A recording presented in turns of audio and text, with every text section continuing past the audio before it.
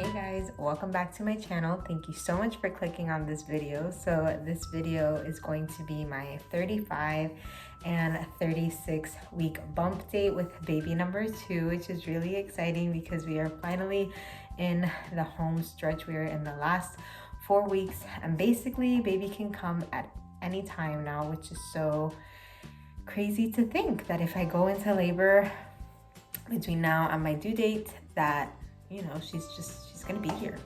So today is Tuesday, June 29th, 2021, and I'm currently 36 weeks and 4 days pregnant. So I am almost 37 weeks, and I did have my 36-week appointment yesterday, which was really, really nice.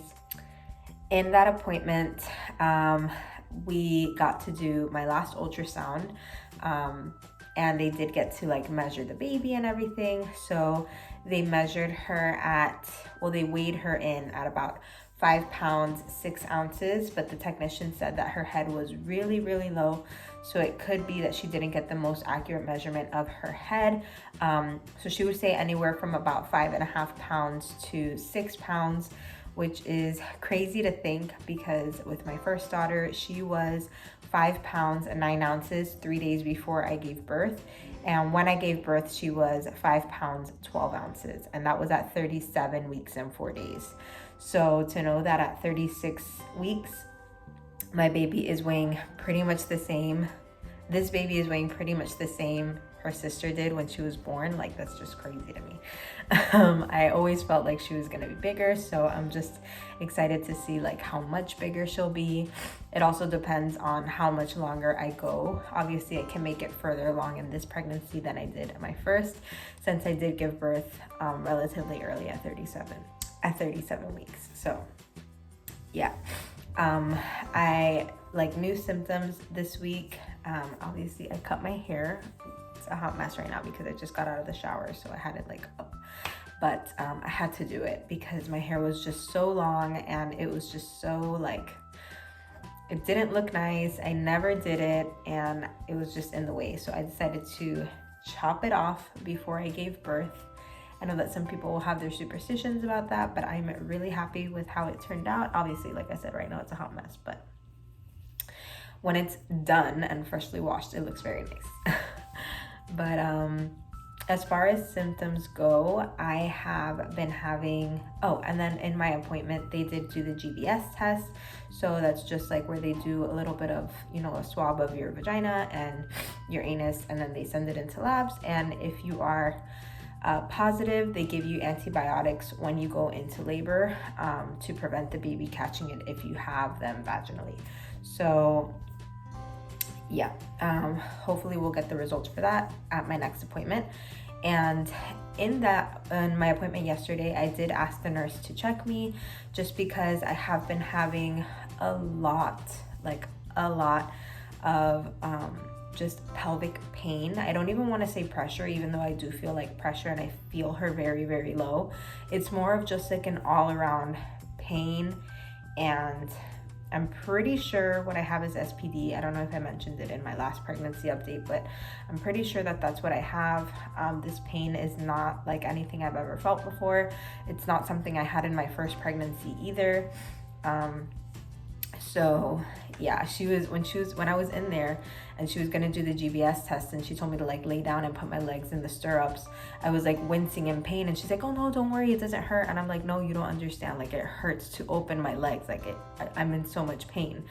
And she was just like, "Oh right, I'm so sorry," and I'm just I feel a lot of people don't believe you when you talk about that kind of pain. They just assume that it's normal pregnancy pains, but unless you're going through it, it's kind of hard to understand. So yeah, I've just been having a lot of pelvic pain, which actually only feels better when I'm moving. So when I'm sedentary, when I'm sitting down or when I'm laying down for long periods of time, it makes it worse because I guess since my joints are not moving around, the second I get up or do any type of movement, it's a lot harder on my pelvis. So yeah, whenever I'm walking or moving around and stuff like that, I actually don't feel the pain as much. So yeah, but I've been having lots of pelvic pain. I have been having a lot, a lot of lightning crotch, which can probably contribute to some of the dilation that I've had. So I am currently 1 centimeter dilated, which is really exciting. So she actually checked me and she said that I'm 1 centimeter on the outside, but still closed on the inside.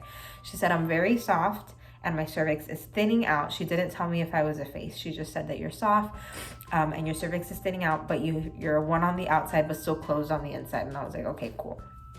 So, you know, things are happening down there. I do feel her very low. Ultrasound technician said she's very low. I've been having lots and lots of lightning crotch. I've also been having a lot more cramping than I usually do. Usually I just have lots and lots of Braxton Hicks, but I want to say like in the past maybe 3 to 4 days, I've been having like actual cramping that feels a little bit more similar to like period cramps. They're very sporadic throughout the day. They're not like rhythmic at all, and they're not painful. They're just there, and I notice them because again, I don't normally get them. So I have noticed my Braxton Hicks have gotten much lower. Before I would feel them very high up here. Now I feel them a lot lower in my lower belly and sometimes in my vagina, which is exciting because again, that's kind of how they started off a couple of days before I went into labor, before my water started leaking with my first daughter. So yeah. And then as far as labor prep goes, I started the evening primrose oil already. At 35 weeks, I started taking 2 gels, like 2 gel tablets orally a day. And then at 36 weeks, I started inserting 1 vaginally on top of the 2 that I take orally. So I usually take the 2 orally during the day in the morning. And then before I go to bed, I'll go ahead and insert 1 vaginally. I'll just poke a little hole. I'll usually just bite it. I'll poke a little hole into it and then I'll stick it up there. Obviously, I clean my hands very well. I use a panty liner. And it just dissolves, and by the morning it's good. And it's crazy because the second I put it up there, I begin to feel it work. Like I feel the oil and the prostaglandins like doing their thing, where like I'll start getting a little bit more lightning crotch pain. I'll start cramping up a little bit, and it's just like, it's so crazy how it all works so fast. But yeah, so I've been doing that for about 4 days because I started it at 36 weeks. So I'm hoping that that will help. And I've also started having dates. So I haven't been doing the Medjool dates, which I know are like the really, really big ones. Those just aren't the ones that I found at my grocery store. I found like the smaller ones. So I've been doing 4 to 6 of those a day. Just depends on how many I remember to eat. Like right now I still have to eat 2 more before I go to bed because I forgot to eat the last 2. I've had 4 today. So yeah, I've been doing 4 to 6 dates. The vaginal tablet once a day of the evening primrose oil, 2 tablets orally. So in total, I'm taking 3. I've also been doing my red raspberry leaf tea still. I am up to 4 servings a day. So I will do a cup in the morning with 2 servings and then a cup in the evening with 2 servings as well. So instead of drinking 4 separate cups of tea, I just double up twice a day. And I genuinely enjoy it. I'm a tea drinker. I'm used to it, so I don't think it tastes bad. But yeah, so we're up to 4 teas a day. Lots of hydration, lots of ball bouncing, which is what I'm doing right now. I'm bouncing on my birthing ball, doing lots of hip movement things to try to make sure she's in the right position. And yeah, that's basically it, I think, for this update. The most important thing is that, like I mentioned, I am dilating, which is really exciting. And now it's just a waiting game. Now it's just waiting for, the goal is to go into spontaneous labor, having, the opportunity to do a TOLAC, which is trial of labor after cesarean. That will hopefully lead to a successful VBAC, which is vaginal birth after cesarean. So in order for that to happen, we want to go into spontaneous labor and avoid induction as much as possible. So yeah, that is that. Let me go ahead and do the belly shot for 36 weeks. Oh, and I forgot to mention, I also got more stretch marks, which is not fun. I made it to the 36-week mark without any new stretch marks from, you know, aside from those that I got in my first pregnancy. But these past 2 days I have been so incredibly itchy, and I haven't been scratching it. I've been applying like lotion and oil every single time, but it's just so itchy.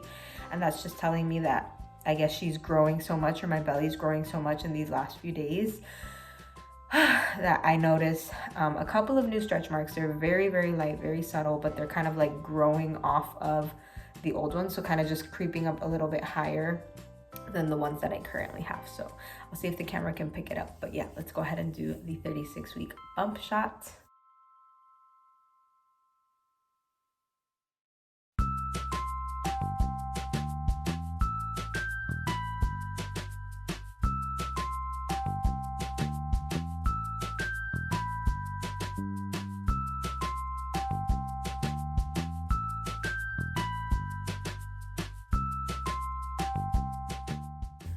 So yeah, that is my belly at 36 weeks. I weighed myself this morning. I was at 142 pounds. So I don't remember what I was at my last bump date. I think I told you I was like 142 or 141.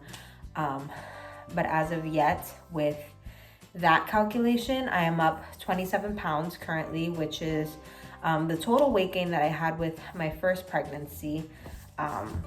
So we'll see if I end up gaining any more this time around. If I do, it's fine. I'm not worried about losing it, but yeah, that's where we're at right now, 27 pounds up. My blood pressure has been good. I don't know if I mentioned it in my last update, but it was a little bit high at my doctor's appointment. It wasn't super high, like 140 over 90, but it was in like the 130s over 80s, which was high for me personally. And I feel like it might just be because of the pain that I've been experiencing with the SPD, because when I'm not, again, this is self-diagnosed SPD, but when I'm not in pain, I've still been checking my blood pressure at least once a day, every single day, just to make sure that it doesn't get too high. Most days it's still in around the 130s over 80s, which again is high for me, because throughout my whole entire pregnancy, like my blood pressure was never over 120 over 80. So to have like 130s over high 80s was a little bit concerning. But luckily everything is good. Yesterday it was actually really good. It was like 125 over 79 or something like that. So that's good. I'm also really excited because I finally found someone who can do my placenta encapsulation. So I did do the placenta encapsulation with my first pregnancy. You know, I had a company in my local area do it, but now that I don't live in that city anymore, I was kind of just trying to find a reputable person to do it here in this new city. And I finally found her. I communicated with her, we set up everything, and I'm just really excited to be able to do that again, because I thought I wasn't going to. So yeah, that's really cool. And I think that is it for this bump date. We are 36 weeks, almost 37 weeks, and now it's just literally the final countdown. We are gonna be in July in 2 days, and July is baby month. And it's so funny because with my first daughter, baby month was in August. She was due August 19th. So like more towards the end of the month, like past the halfway point. And on the first, I like posted on my Instagram, I'm like, yay, it's finally baby month. And then later on that night, I ended up getting admitted into the hospital and she was born on the 2nd. So it's just funny, you know, how things like that happen. And it's just like, it puts you on edge because you're like, oh my God, like, what if it happens like that again, you know? But we never know, so we'll see. But yeah, thank you guys so much for watching this video. If you enjoyed, please be sure to give it a thumbs up and subscribe down below, and I will see you guys in my next one.